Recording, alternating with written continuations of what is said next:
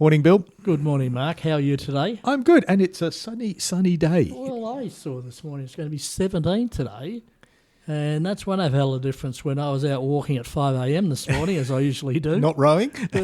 No, that was yesterday, and boy, was it cold there, I can tell you that. And we've got a bit on this week. We've got the launch of the Geelong the Small Business Festival launch on Thursday night. That's right, and we start the visits for the Geelong Business Excellence Awards. We do. Next week, isn't it, I think? And that should be exciting. There's lots of good little businesses out there, and big businesses, so it'll be good to go and visit them and see how they go. I think between the judges we've got about 60 companies to visit.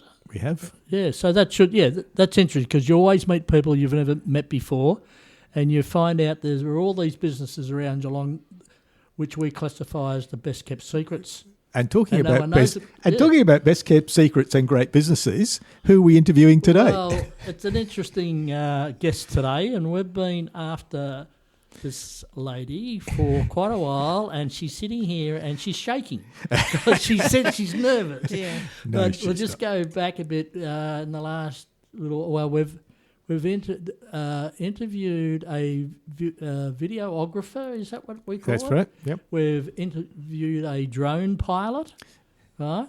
And today we're actually interviewing Pam Hutchinson, who is the drone pilot's wife, and we've done an interview with Jeff in the past, haven't we? We have. Yeah. Hello, Pam. Hello. Welcome, Pam. I know that you have. You're well known around Geelong for your fantastic photography work, and we're always hearing about your adventures where you go off around the country doing assignments for companies and associations. So we thought it'd be a good idea to get you in here and pry a little bit of information out of you today. All right? So, Pam, where did you go to primary school? I went to Manifold Heights Primary and then Bellpost Hill Primary. We moved at grade 3. So Geelong born and bred? Yes. It's we've lived overseas for a short period in Singapore for 4.5 years. But other than that, and we've based ourselves around Geelong. It's an easy place to live and it's a beautiful environment. So yeah. And where did you go to high school then? I went to Bell Park High. Bell Park High, yeah. So that was a really, really good school. Really loved it. So Geelong's blessed, Pam, with a lot of good schools of all types. Yeah. All religious denominations and state and it's private. Good. And very good schools. We're very lucky down here in Geelong. So when you're at school, did you have any ambition of what you wanted to do when you left? No, in those days it was secretary, nurse, or primary teaching. Really, or bank. Yeah. They were the options. And I didn't want to sit in an office, so I was very sporty. I was a Queen's Guide. I did calisthenics. I did netball. Anything that I could do to just get out in the environment. So decided on teaching, primary teaching, and I was terrified of adults. I was great with kids, but really painfully shy as a young teenager. So primary teaching seemed to be the way to go. So that was my starting life as a primary teacher. Where did you do your degree? I did it. It was Geelong Teachers College at that point. Okay. So we were the last group, I think, to go through as Geelong Teachers College. Okay. Then it changed. So yeah, that was good. I went and did what I needed to do, and I was always very competitive. So I had to be the best at what I could do. That's why I played netball and did calisthenics and those things and got to the Queen's Guide level because that's how I felt good about myself. Okay, being cool. shy, yep. I had to achieve. It's very good. Queen's Guide brought back a few memories, Pam, because I was actually a Queen Scout. It was fabulous, back in the wasn't 1950s. it? Yeah, well, it wasn't in the 1950s for me. A lot of people probably don't realise, but I was aboard at St Joseph's here in Geelong in those days, and they had a scout group. Wow, and that's how great. I got into it. Yeah. Because if you went to Scout Thursday nights or whatever it was, and we were supposed to be studying, you got out to study. So, but there's an ulterior motive. No, it was a fantastic time. Now, when you're at high school, Pam, did you have a job? What was your first ever job? I worked at Fags Mitre 10, which was there you go. in the shop in Packington Street. So, yeah. There was a little shop in Packington Street. Yeah, so in those days you went and bought nails one at a time and they weren't packaged, and I worked in the homewares department, so all my wages went to pots and pans and all those sorts of things. You're right. The big boys have certainly taken over that, and Mark and I are doing some work with a company in Geelong at the moment, and they still sell nuts and bolts, don't they, in singles? In singles. Yeah, which causes some concern, trying to take stock, but that's the way it is. So how long were you teaching for? I taught till we went overseas in Singapore. My first school was Manifold Heights Primary, and then when we came back, I got a job teaching at Morongo Girls College, teaching primary art. Sadly disappeared. Yes, that's why. That actually was the motivator for me to do photography. Was it really? Yeah. So I was junior school art and drama teacher. Yeah. And that was amazing. It was such an amazing school. It was beautiful. I'd have this beehive of girls run to me as I was walking down to junior school. What are we doing today in art? What are we doing today in drama? And it was just a great environment for young girls. It was, and what I was in awe at the Year 12 final assembly of all the girls, how confident they were and how they were going to go out and change the world. It was just a unique experience, I guess. During that time, my interest in photography was I could be somewhere and not have to interact with people. So I'd take photos. And people liked my photos, I'd just give them away. And then I decided I wanted to learn more. So while I was teaching at Morongo, I went up to Melbourne every Thursday night and studied at the ICP, the International College of Professional Photography, and I'd be teaching all day and get in the car and think, no, I don't want to go to Melbourne tonight, but I will. And I'd find that on the way back home, I was just on fire because I'd learnt all this stuff about photography. And I didn't do it because I wanted to be a professional photographer. I just did it out of pure interest. So that was how my photography skills developed over that time. There wasn't YouTube or the internet to find out the skills. You actually physically had to go somewhere and learn it step by step. So Pam, what was your first paid job as a professional photographer? That's hard. I think it was doing Marcus Oldham.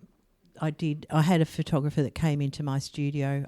Well, first paid job was weddings, but the first commercial job was probably Marcus Oldham College, which I've now been doing for 24 years. So, yeah. Yeah, well, that's a good long-term client, isn't it? And you're obviously doing very well for them. That's what it sounds of it. So when did you first pick up a camera? Back in school days? Yes, yeah. It was interesting because I was with Jeff, going out with Jeff from when I was 16, so that was and he did a shutdown and bought me my first Pentax K1000 camera, and so I started and I had my own darkroom just for fun. It was just a fun way of seeing the world, I guess, and because I was shy, I used to look at people. I used to observe them. I'd be in awe at people that could dress differently, or people that could walk across a room and have confidence.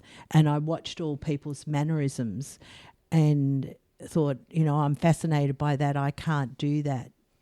How can they? So you take the pictures. Yes, yeah. And so I think that put me in great stead for my photography career, because I'm very tuned into people and how they feel and the quirks of them. And one of my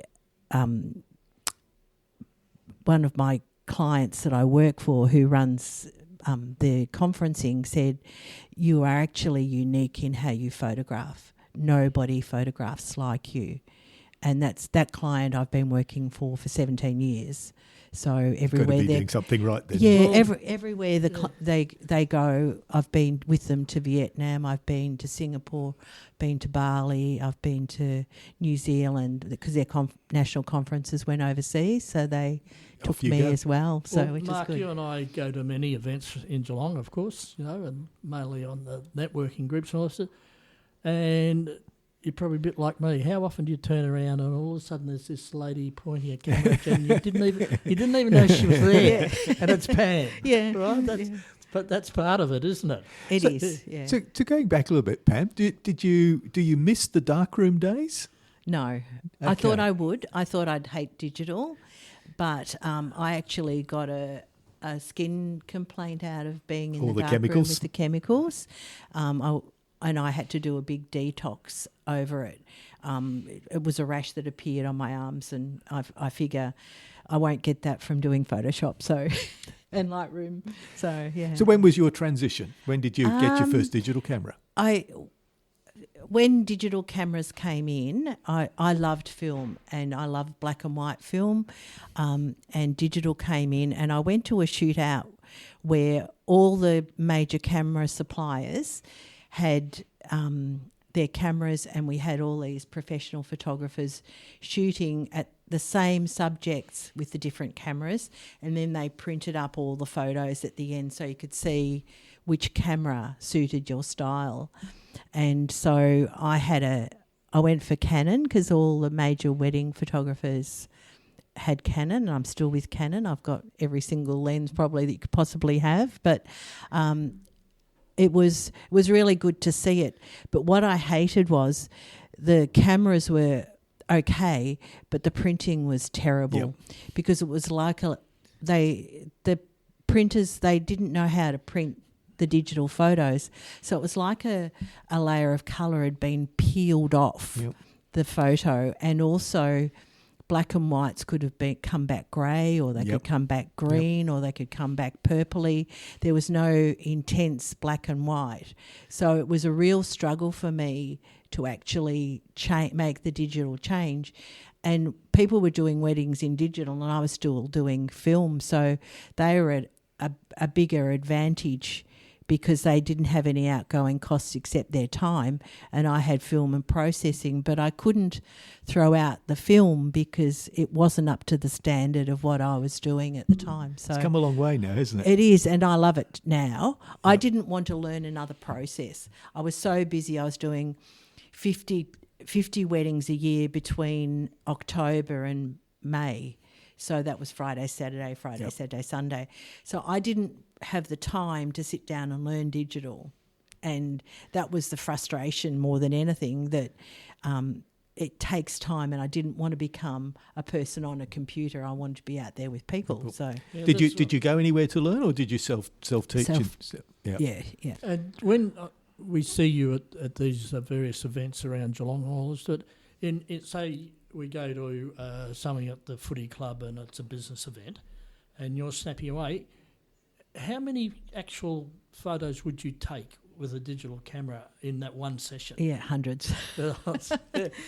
Because you've got to get the right moment, and particularly with speakers, you've got to get a moment where they're looking relaxed and you know they're speaking but their mouth's not open and they haven't got an ugly look on their face. And I think that's what set me apart in my conference work, because I will wait for the right moment and I will not stop taking photos until I know I've got a photo that person will be proud of. Yeah, that's good. And even in film days I did that, so it was a fortune. And my accountant husband was saying, "You're taking too many photos," and I'd say, "No." And it's interesting, isn't it? Because I mean, you think back. I used to love photography and I love black and white. But you'd send, that's why I got into darkroom, because I wanted to develop my own. Yeah. There was a real thrill in seeing the picture come through. Yeah. But the chemicals, the mess, getting through it, trying to get the film out, the camera, all those sorts of things.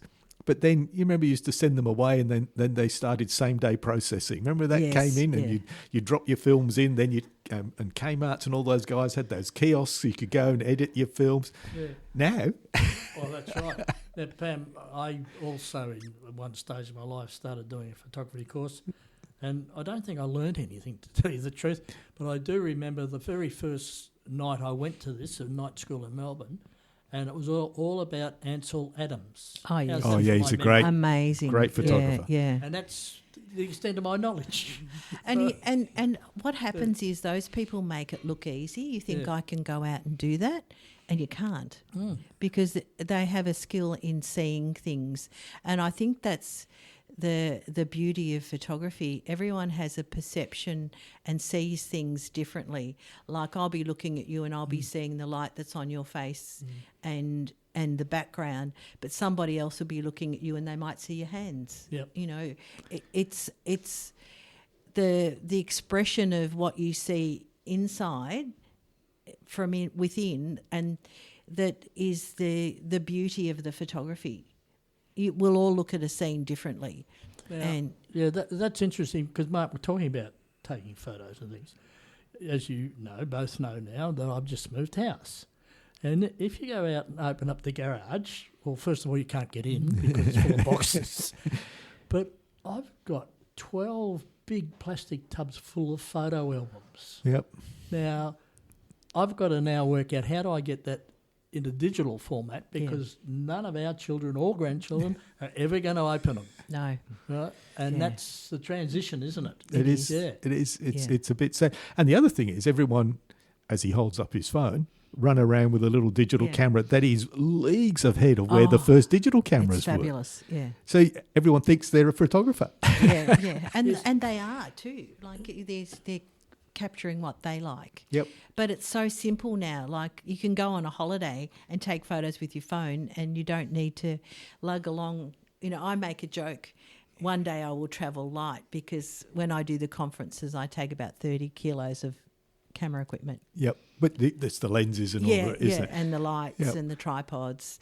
So and even the editing is like, you know, the majority now of these phones, you take a picture and you don't like that person standing to the left of you, you just quietly outline them and they disappear. Quite often I pick up my phone after certain little people have been here, and there's all these photos they've taken when I'm not looking, and they've distorted them, and they're all crazy photos. So Pam, what do you think would be the best assignment you've ever done?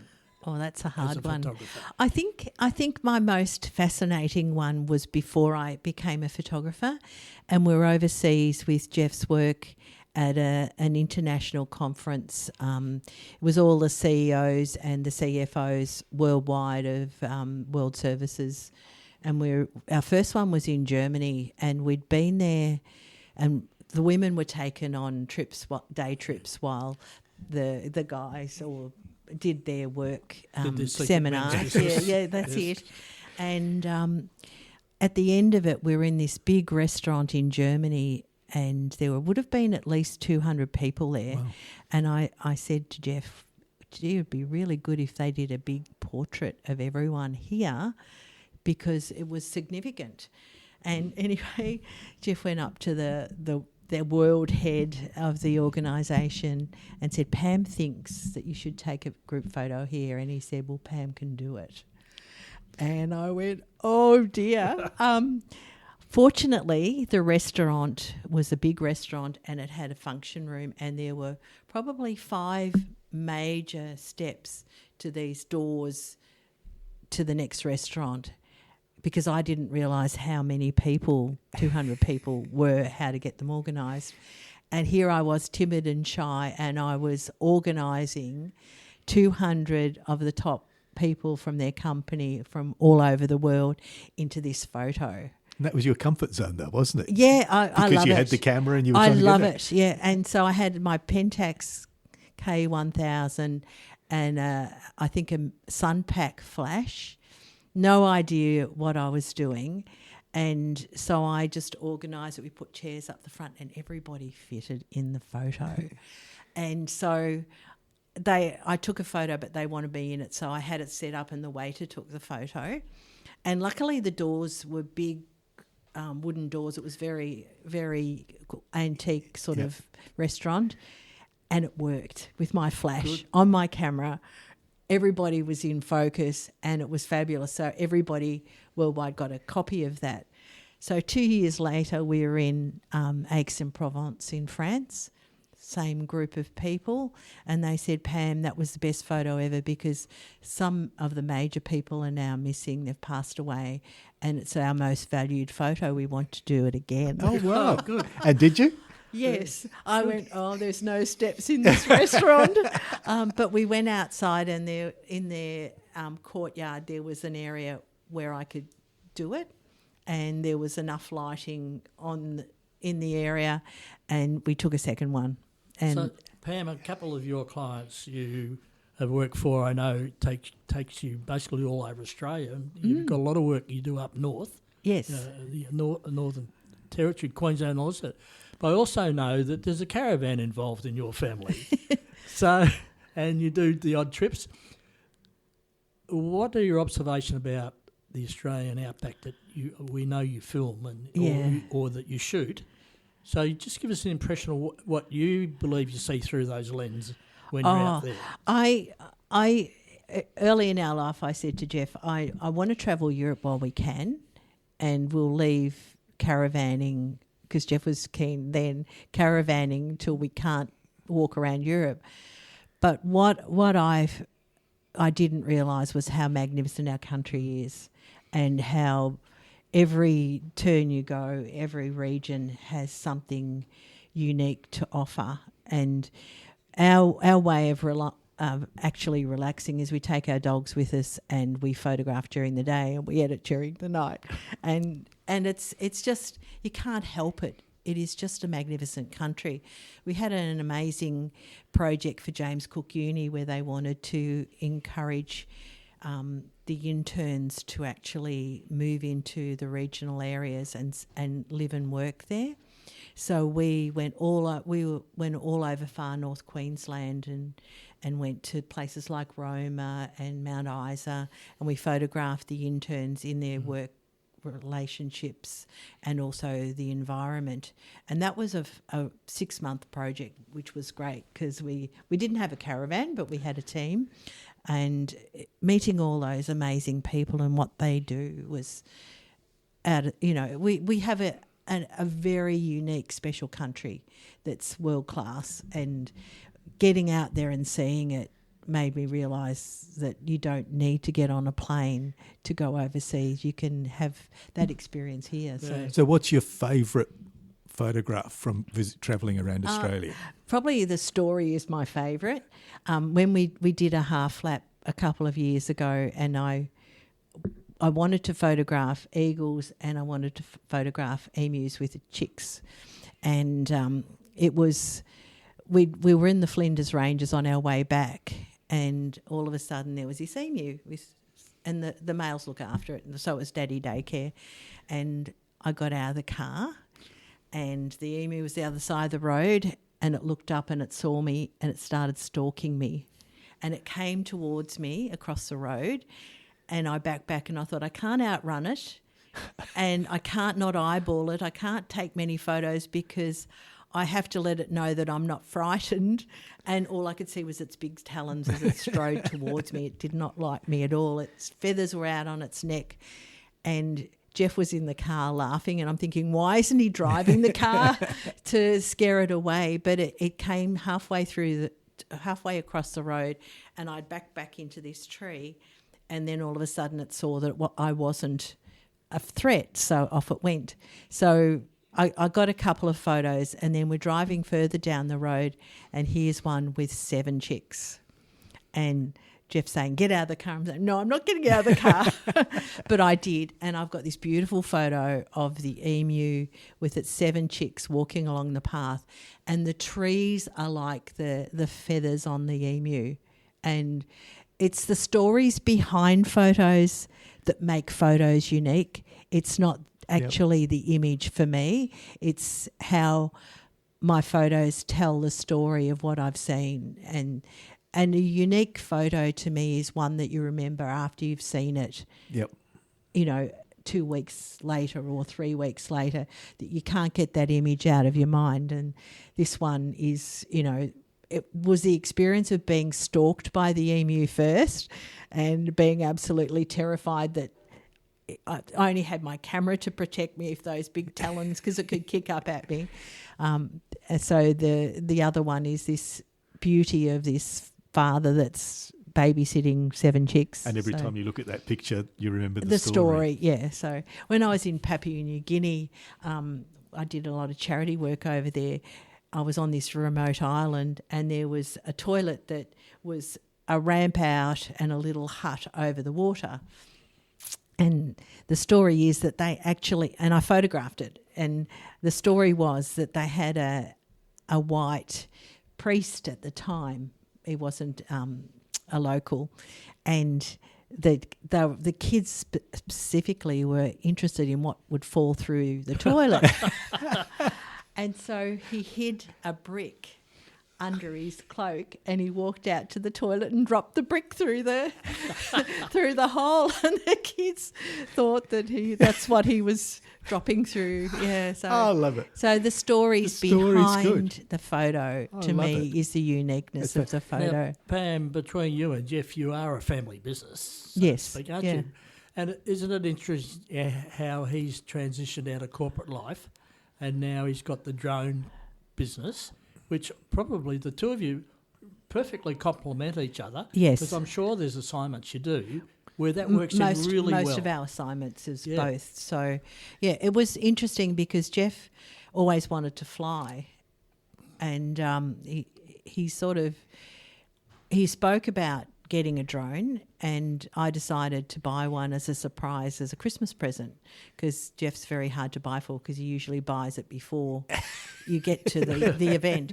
So my son and I decided we wouldn't buy just a small cheap one, that we'd invest in a really good one so he had a good experience. Yeah. So he was amazing, because if you know Jeff, he's very methodical. Yep, studies it. He studied all these videos first before he actually turned it on, and he knew what he was doing. And so he developed his skill set, and at that stage you couldn't use it commercially because the laws didn't allow you to. It was all new technology, nobody knew. Yeah, so he actually, when he decided to step down from being a CEO, they changed the laws and we could use it commercially, so he was ready. Yep. He had all the licenses, he had done his homework, and he knew exactly what he needed to do. So he was like a surfer. He was on the first wave. That's and good. In front of the pack. And because of my skill in editing, which I never thought I'd have, I was able to make his photos pop. And originally he'd say to me, "Can you edit this for me?" And I'd be busy doing my work and think, "Oh, I don't really want to." But he's now very skilled and does his own, which is good. But he's got a unique approach to every job that he does. That's good. Yeah. We both do. What's next in photography? Now, we could talk about AI, I suppose, but what do you see? Do you see any changes that I on think the horizon? I think it complements. Yeah. I think it'll open a whole new world up for our kids and our grandkids. Yeah. I think people can be as creative as they want to be. Yep. I think I was lucky to learn in film days because I had to learn to see it before I did it. And I'll never forget one wedding I did where the young guy, I sent him to the groom's house, and he took a photo of the groom, and he'd been with me a few months, and he took a photo of the groomsmen, and he had 4 groomsmen with a blank wall behind them. They were really nice. And then he had the open door to their bedroom and all the stuff all over the floor behind him. And I said, "Why didn't you just make them all step one step to the left so you didn't have that?" He said, I can Photoshop that out. And I said, "But why would you? Why would you spend all that time Photoshopping when all you needed to do was move them one step?" But he hadn't seen it. He was caught up in the moment. Well, that's called knowledge and experience, which equals wisdom in photography, correct? And don't underestimate Pam's ability to look through a lens and see stuff. I think there's a real art, a real skill in that, it's hard to learn. I think it's something probably a bit more innate than just learning. I just have a different perspective. Every photographer has their unique skill and their unique way of looking at it. And I love events. I love weddings. I'm really good flying by the seat of my pants. I really love the stress of having to produce something on the spot. And, I'll have my boss say to me, we need a photo of 500 pharmacists. Where will you take it? And within 10 minutes, 15 minutes, it's done and they're all off doing their fantastic. things. Yeah. So Pam, how do people find you? What's your web address? It's word of mouth usually. I'm sure it is. Yes. I don't have business cards. I've never ever promoted my commercial work. I had to for weddings, but everything else. Most of my work, I'll say to Jeff, the phone's not ringing, and you say you wait, and it does. Everything's been word of mouth, so that's good. But if you want to find me, it's Pam at pamhutchinsonphotography.com.au. So fantastic, Pam, fantastic. I'm glad we persevered. Well, that's Bill, right. we could have both said, "Oh, well, Pam doesn't want to do this; we won't do it." But that's we don't been let really people good. Get away with we that, don't. But that's right. fantastic, Pam. You've got a great skill. Yeah. Thank you. I must admit, the photos I've seen are It's superb. fun. Yeah, and you love it, which is the best part. I think every day, like I heard a Vogue photographer who was 90 saying, "Give up photography. I'll only give it up when I can't hold a camera." And I relate to that because I might be feeling really tired and can't be bothered. As soon as I've got a camera in my hand, my personality changes. You're hiding behind the lens. Yeah, right. and I'm inspired. I didn't think that every day I could pick up a camera and feel inspired to do something. It's who I am. It's fantastic. Yeah, so thank you. So thank you, Pam. Thank you, Pleasure. Pam. Yeah. That's great to hear your story. We hear it third hand, don't we? Yeah, now we've got it now first we've got hand. it from the horse's mouth. Right. Thank you, Pam. Thank you.